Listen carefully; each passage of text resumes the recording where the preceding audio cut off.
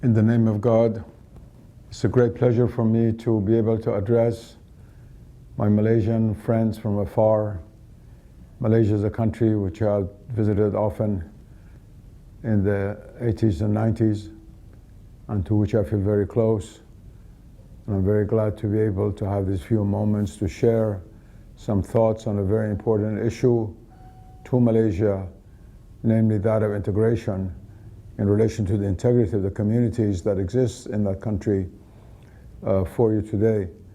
The question of integration, of course, is not limited to one country like Malaysia. There are many countries in the world which have faced or face this issue. It is said in the United States, where people talk about integration of various cultures and so forth, that by some facetious commentators, of course, that the United States is a melting pot in which nothing melts. So even in a country like the United States, which is so fluid and a new culture and society, integration was, of course, not complete. It's not complete racially, ethnically, and many other ways. And in other countries, it's even less complete. We have had countries in which people have lived together for a long, long time without being integrated in an ultimate sense. We have the case of that in parts of India, in Eastern Europe, and many other places. Also, the case of Malaysia is particular because in many of those other examples that I gave, one group usually dominated completely. For example, in America, white Christians were a complete majority, absolute majority, for 2 centuries, and only now, gradually, other groups which are not white or which are not Christian are becoming major minorities, and maybe in a few decades, they will not even be a minority anymore.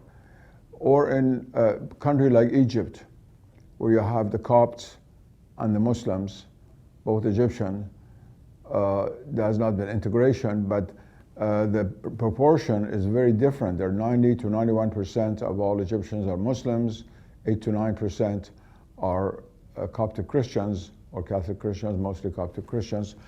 In the case of Malaysia, you have a very special situation. The Malay world, when it was called Malaya in the 19th century, was inhabited by the Malay people. That's why it was called Malaya. But during the colonial period, going back even before the 19th century, but especially from the 19th century onward, the British, in order to dilute the Malay population, caused a great deal of migration of non-Malays into Malaysia, especially from the Chinese world, but also from India.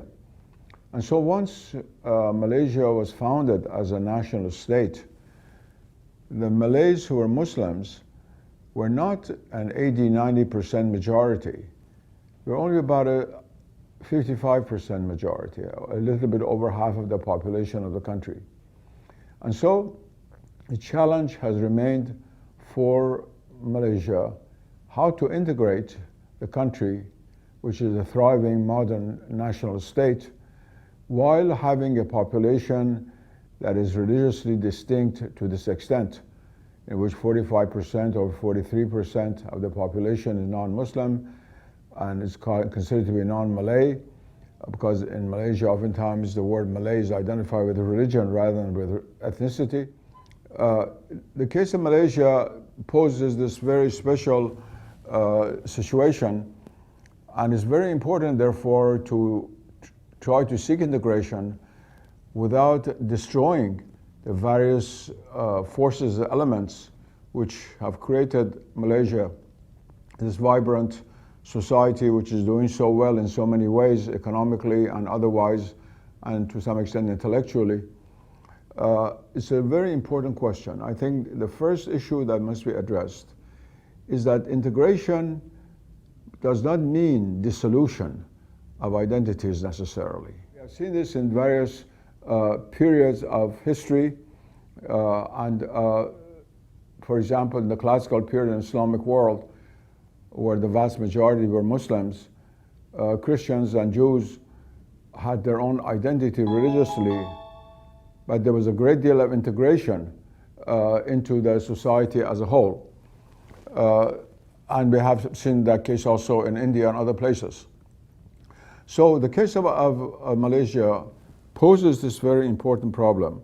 How can each of the groups which are not Malay, either religiously or ethnically, preserve their integrity and yet have a unified nation? My colleague and friend Dr. John has mentioned 5 layers of meaning related to this question of integrity and integration, especially the question of identification, which makes possible integrity and integration both. The first is that you have a national nation state and nationality identity. That's quite obvious, every country does. And every country, let's say you're in India, you might be Hindu or Muslim, but you call yourself an Indian, or in the United States, you might be a Jew or Christian, you call yourself American. That's quite obvious, and that exists in Malaysia. Malaysia has been able, since independence, to create a sense of national identity quite well, and it's a very important nation state in Asia today. Then the question of ethnic and cultural heritage. Now, in this domain, there's of course a great deal of difference between, especially the heritage of the Chinese who migrated to the Malay world, and local Malays, and those who migrated from India, and the few who migrated from the Persian Gulf and Hadramaut to the Malay world and brought Islam there. They're very, very different cultural background, and ethnic also, because we have at least 3-4 different racial ethnic groups. The Malay group itself, which is dominant, the Indian group, the subcontinent of India, the Chinese, and then there are a few from the Middle East and the Arab Persian world, especially the Arab world. So you have actually a distinct and disparate pattern of ethnicity and cultural heritage, which is also there, and they all respect their cultural heritage. And the goal of the state to integrate is to accept that heritage and to accept that each follower of one of these cultures feels attached to that culture and holds that in honor and value. Then there's a legacy of hereditary belief system. This is a way of talking about religion. Religion is not only a legacy, it's living also, because legacies are something of the past. And you have a living situation in which you have Muslims in Malaysia, many of whom are very pious Muslims, very devout Muslims. You have 10% Indians who are Christians. Then you have a large number of Chinese who either have become converted to Christianity or follow the Confucian Taoist tradition.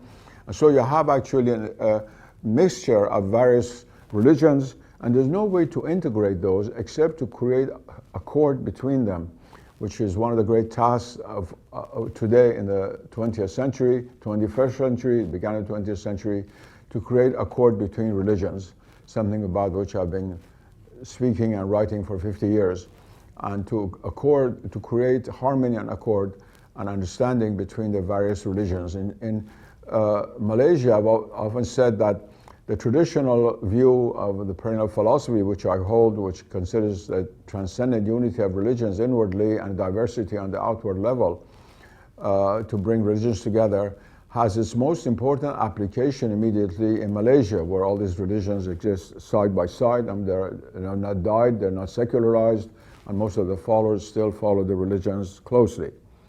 Then Dr. John speaks about psychological personal profile. That's also, of course, to some extent true. Integration is easier for some than for others. Some have greater need of local community support with which to identify, some have less so. But there's no doubt that there is a spectrum within every society as far as this issue is concerned of a psychological need. There's always psychological need for identity, but whether this is going to be only with me and my cousins and my neighbors, or the core of the city, or the whole country, or the whole world, it differs from human being to human being. And in this domain, Malaysia is no different from any other country in the world. And finally, Dr. John mentions human dignity or rational human consciousness. Of course, the preservation of human dignity is why we're talking about integration. Integration is not, that is integration with integrity. Integration is not simply a crushing and reducing to the lowest common denominator of everything. That would be against human dignity, against human values. When we talk about integration with dignity, it's precisely to preserve the integrity and dignity of each human being.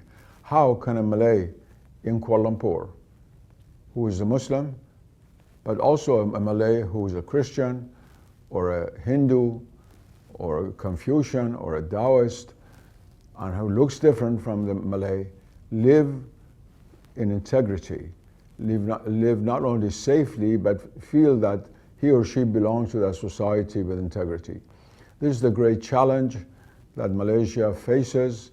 It's a challenge that all countries today, with the rise of exclusivism, both in East and West in different forms, whether it be Western Islamophobia or fundamentalism in the Islamic and Hindu worlds and other places in the world face. I hope and pray for Malaysia, which has always been one of my favorite countries in the Islamic world, that it will succeed in this very important task. My prayers are with you, and all I can say as a humble scholar of Islam is that the future of Malaysia as a vibrant culture and country depends on its being able to integrate with integrity. May God be with us.